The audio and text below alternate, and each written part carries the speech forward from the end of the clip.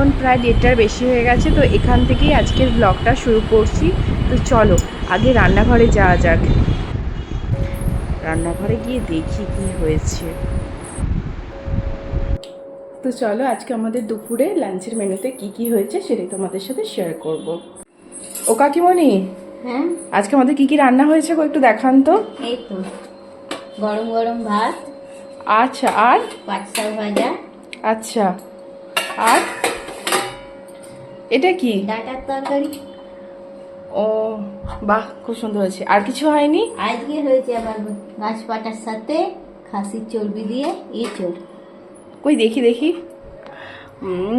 দেখে তো খুব সুন্দর লাগছে, পুরো টেস্টি টেস্টি। এবার এঁচোড় কি? দাঁড়াও দাঁড়াও, দেখো কি সুন্দর হয়েছে, কালারটা দেখেছো? এই যে এঁচোড়টা দেখেছো, এঁচোড় ইয়ামি ইয়ামি। চর্বিটা এই দেখো, চর্বি চর্বি সেই হয়েছে।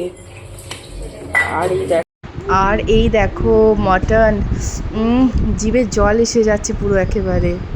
আজকে দুপুরে খাওয়া দাওয়াটা তো পুরোপুরি জমেই যাবে, চলুন খেয়ে আসি তাহলে।